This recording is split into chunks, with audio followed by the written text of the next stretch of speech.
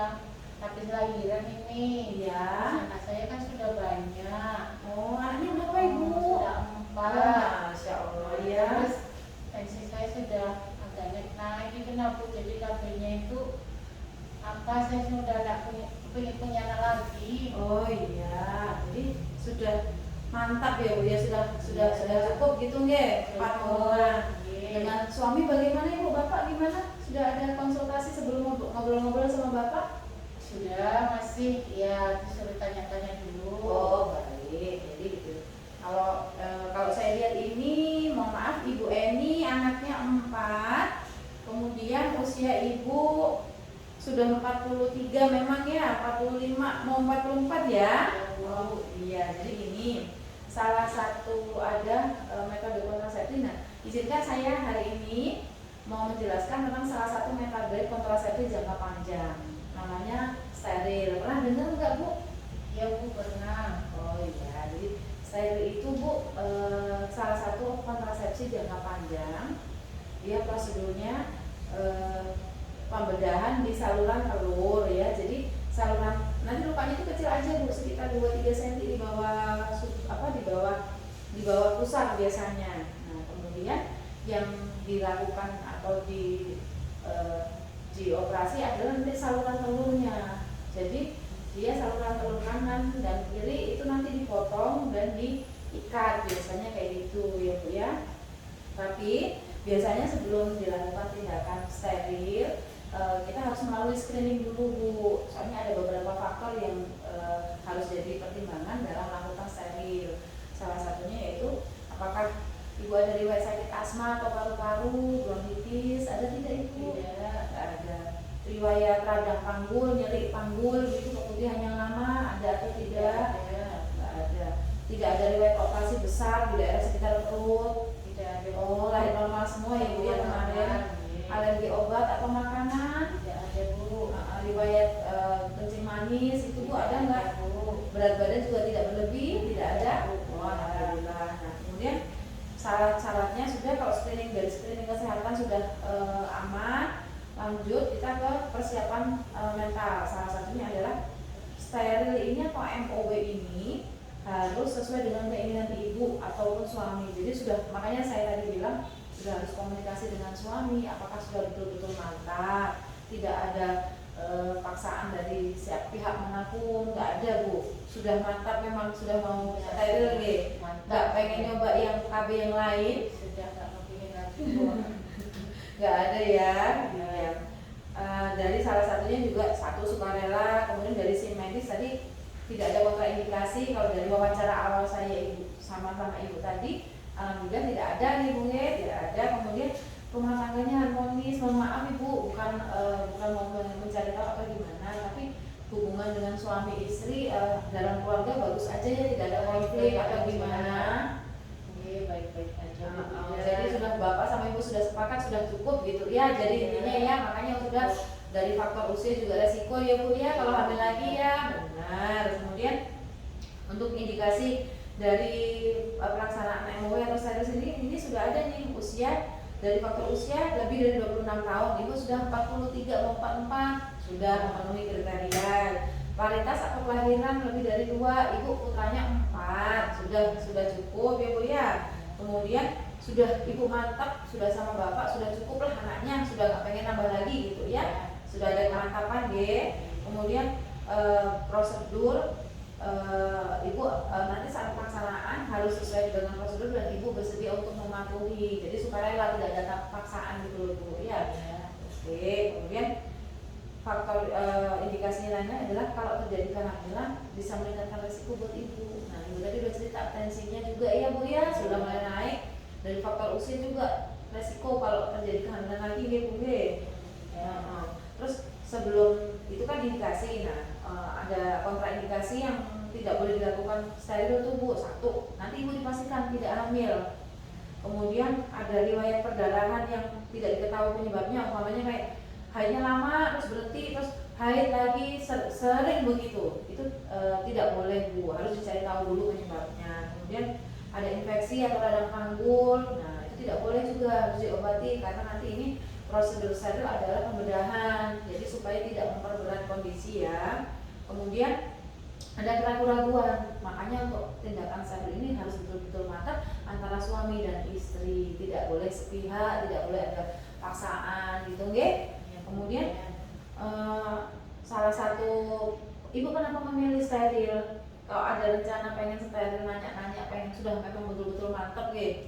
Iya Bu Ida, soalnya capek kalau buat BKB yang harus bolak-balik. Oh iya benar. Saya jelaskan lagi ya Bu, salah satu beberapa keuntungan steril yaitu satu, efektif karena dia betul-betul jalan saluran telurnya yang tempat pertemuan sperma sama sel telur itu ibarat diputus, nah diputus baru diikat, kemudian sifatnya dia permanen, betul, ibu tidak perlu bolak-balik kontrol ya. Kemudian dua, tidak mempengaruhi produksi ASI ya, karena tidak hormonal. Kemudian insya Allah tidak ada efek jangka panjangnya. Kemudian tidak ada perubahan seksual, fungsi seksual, jadi tidak berpengaruh Bu. Kalau pernah dengar steril nanti mempengaruhi, jadi nggak nafsu, enggak, karena dia tidak ada hubungannya ke sana ya kan. Terus efeknya juga minim daripada kalau pakai KB yang lain karena bukan hormon, bukan alatnya gitu. Kemudian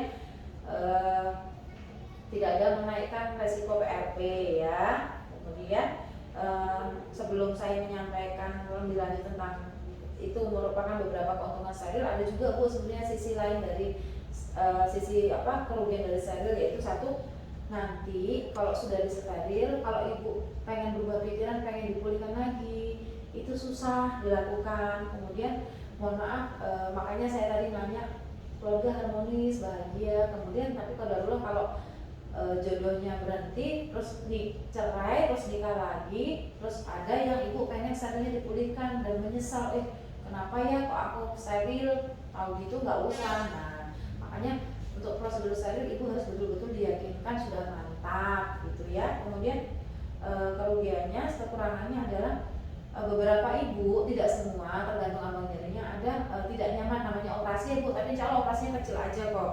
Kemudian steril ini tidak bisa dilakukan di klinik Bu, harus di rumah sakit ya. Jadi di klinik kayak kita di sini tidak bisa, harus di ruang operasi soalnya. Kemudian steril ini juga tidak melindungi dari penyakit menular seksual ya, jadi harus tetap jaga kesehatan dari penyakit menular seksual adalah setialah dengan pasangan. Kemudian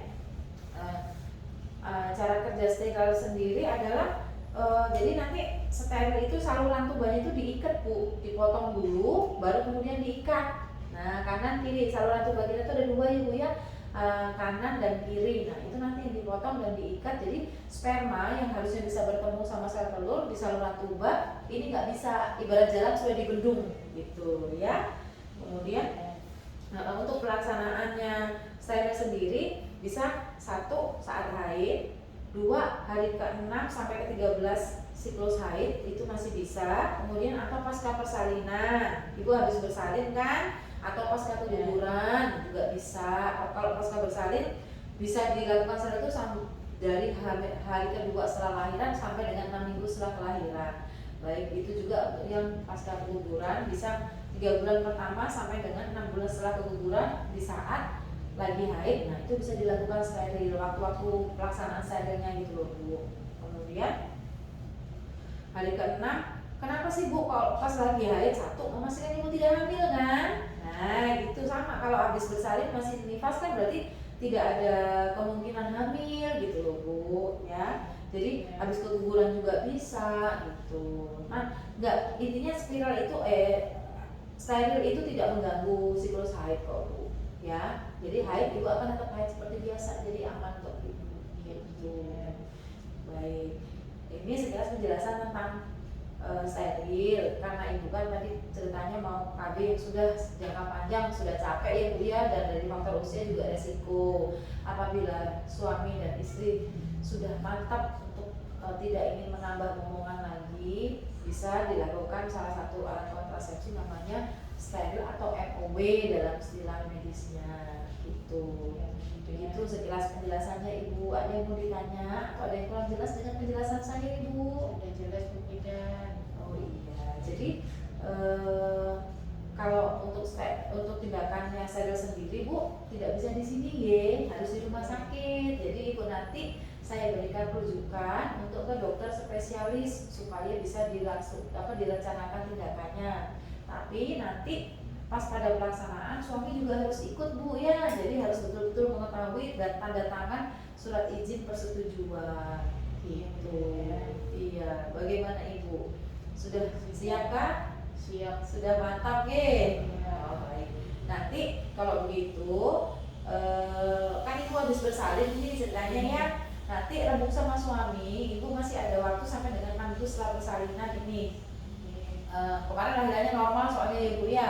Soalnya kalau lahiran biasanya pasca sesar, beberapa dokter ada yang biasanya langsung menawarkan gitu. Karena ini lahiran normal, sambil menunggu kemantepan ya Bu ya, boleh nanti rembukan lagi sama suami, minta tolong dijelaskan apa yang sudah saya jelaskan ke Ibu. Tapi nanti kalau suami masih juga kurang jelas, boleh kesini sama-sama saya jelaskan lagi gitu, oke?